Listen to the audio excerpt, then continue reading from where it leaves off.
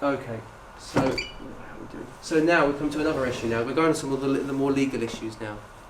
And so the first thing, we've got this hadith. The Prophet ﷺ said, "Very Bilal gives call to prayer at night. So continue to eat and drink until Abdullah ibn Maktoum cries out."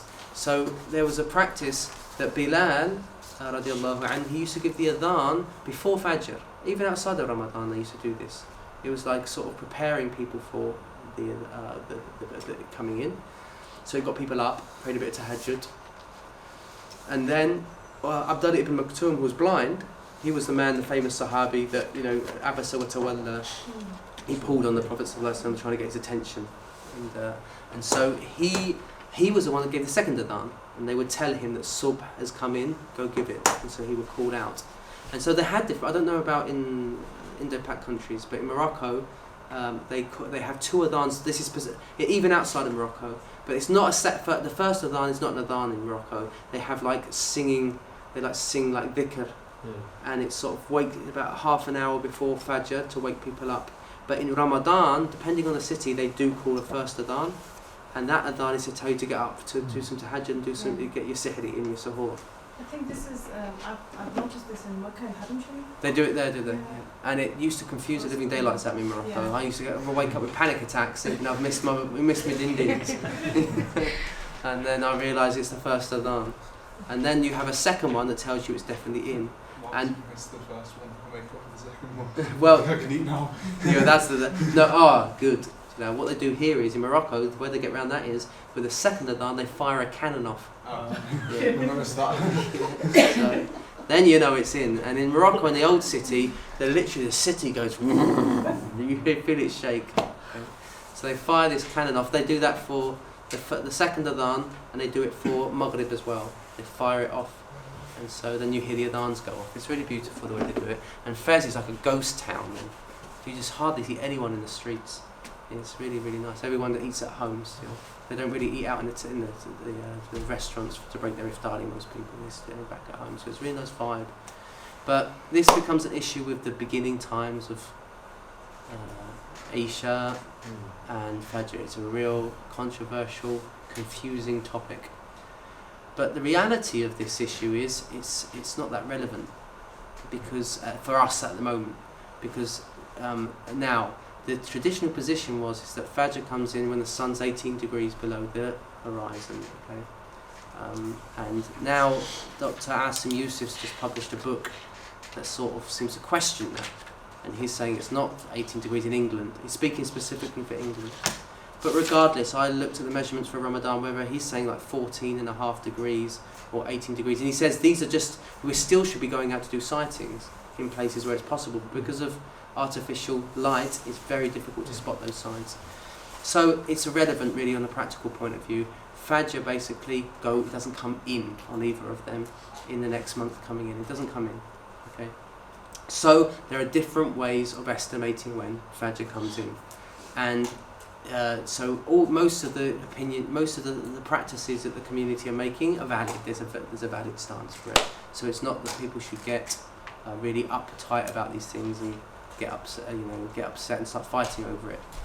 My suggestion is to do it on 18. To do it at the middle of the night. When I say middle of the night, I mean you take sunset to sun up, and you go down the middle. Now what we're looking at is about that Fajr comes in at 1:15 in the morning. Okay. The reason I believe to take that position is it's more practical, I think. Why? Because it means that you break your fast at Maghrib, you pray, and then you have some food, and by the time you have your food, it's mosque time. You go to mosque, you pray Isha, you pray Taraweeh, you've got about 30 minutes, and Fajr's coming in. That means you go home, have some food, pray Fajr at 1:15, and you get a full night's sleep. To be honest, that's the most practical solution, I think, for most people. Okay. Now you're saying no, Fajr comes in later. I think it causes more hardship to have that opinion.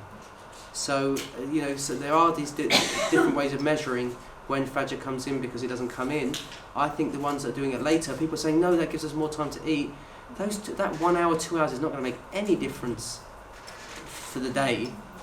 and it means that you've got to go to sleep at like 11, 12 at night, whatever you're doing, then get up at 2 o'clock. I think that's too difficult. Now, sorry? And you might miss it. So I think this is the most practical solution for most people now. So for most people. So that's the Fajr issue. Okay, so I think now you have to look, basically you'd have to work it out in your city what it is. It's around 1:15, 1:08. You take sunset, take sunrise, half it, and then you basically, that time it is, so if it's 8 hours, you half, that's 4 hours. 4 hours from sun's down will be when Fajr comes in. It's generally going to be around 1 o'clock, 1:30 around that time. And that's when you would do it. So the starting of the Fajr, between starting the Fajr time and, sorry, Maghrib, what did you do? So you get sundown Right. to sunrise. So that's sundown's going to be what, 9:30? Yeah. Yeah. 21, I think, the first one. Yeah. And then sunrise is going to be what, about 5 o'clock maybe, I don't know. So let's say for the Okay. let's say for mathematical sake, say it's 9 o'clock sundown and Fajr's 5 o'clock. Rise is 5 o'clock. How many hours is that? So we've got 8 hours. So divide that by 2, we've got 4. So 9 plus 4 equals 1 o'clock. 1 o'clock. Okay.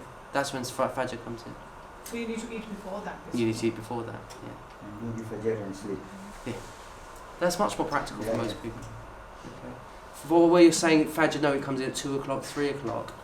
I think that makes it a lot harder for people, to be honest.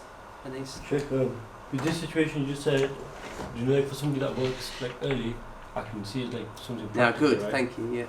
The only thing that I'm thinking about this though is that if somebody wants to catch Jamaat Salah Yeah. in the masjid, then Now this is the problem. Look, this is the bigger problem. We all want to do things perfectly. You know, I know some people that say, "Well, when do I pray tahajjud?" Okay.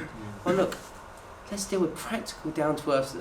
Let's be a bit more practical. We'd all love to do everything perfectly, but we've got to deal with what our situation. So yeah, people want to go and pray Jama in the masjid. You're not going to be able to do it. I'm sorry. Yeah. So what we did in Keighley, we used to do this. We formed our own little jama'ah as a group, like a few people that live locally. We say, oh, we all meet at so and so's house. You know, we go home after Tarawih, we eat some food, and then we all meet up at so and so's house, pray Fajr together at the beginning of the time, and we get to bed. That's the way you solve it if you want to pray Jama'ah. Yeah. But for doing it in the mosque, it's going to be too difficult for most people. Yeah. And people were complaining about that last year. They were saying we're exhausted. They tried to do that, and they was exhausted. So they weren't getting sleep. If you stick to this way of doing it, so there's like, and say for example like Monday to Friday you got work, Saturday Sunday you have off. So for practicality's sake, you stick to this form from Monday to Friday. Now Saturday Sunday, can you go back down to normal? What do you mean by normal? Like for example, if with this opinion, let's just say it's at 1 o'clock. You're saying you shift the opinion. So it's on the weekend on Fajr, I'm going to say Fajr comes in at 3 o'clock. So I'm going to have a bit more food. Yeah. No, that's playing around with things now. If you take one opinion, stick to it. It's a bit taking the mickey.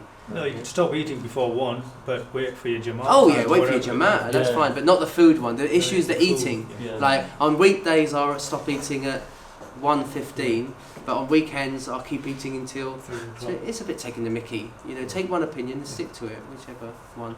Now, this does become an issue, for example, postmen and people that have very early starts. To be honest, and for children that have school the next day and they're young, they've hit puberty, but they're still quite young. These are the solutions. These are my suggestions. Because Isha doesn't come in according to 18 degrees. It doesn't come in. If we're going to say that, okay. So it doesn't come in. How do we deal with that situation? Most people just fix it like an hour after. If you see what the mosques do, they fix it really an hour after sun. There is no time for Isha really. So what we can do is, there's two options. There's either join Isha with Maghrib, that's an option, or you just have a time where you deem Isha comes in. So for those people who have really early starts, this is what I suggest they do. They pray Maghrib, they eat some food and pray Isha half an hour, get to bed, so they can get up for like 5 o'clock if they're postmen or so forth. They're going to get up, and so that those people, they're going to get up and pray Fajr probably about 3 o'clock or whatever. Okay, or so they eat a good healthy meal, get to bed, or let me get my mind straight. So they get to bed early, and they've prayed their Isha, either they've joined it with Maghrib, or they've led to the delay, they've eaten, then prayed Isha. Yeah? Then they go to bed straight away. Then someone else from their family who's going to stay up, they wake them up to just before what, like 12:30. Yeah. They have some food, pray Fajr, and then get some more bed and wake up for when they got to get up. Now that's a suggestion on my part. Each individual has to work out what works for them. Yeah. Okay. Some people have real issue getting back to bed. Other people don't have an issue. Each individual has to assess what's going to work for them. I think the general rule is that practical one, but that's not going to work for children. You can't expect a lot of children to stay up until 1:15 and then pray Fajr and go to bed. So you could get those up, quickly get them to pray, and then get them back to bed. So they join they get an early night, so the night's going to be like 9, maybe 10 o'clock. Okay, and they've prayed their Isha, and then they get a bit of sleep, wake them up for Fajr, give them a quick bit of food, put them back to bed again, and then they get up for 7 in the morning or so. But does that make sense? And that's the only way, a practical solution I can think for people. I think any other way just causes more difficulty, to be honest. So that's I don't like to get into all the legal stuff. I'd like to rather just provide a practical solution for people. Yeah.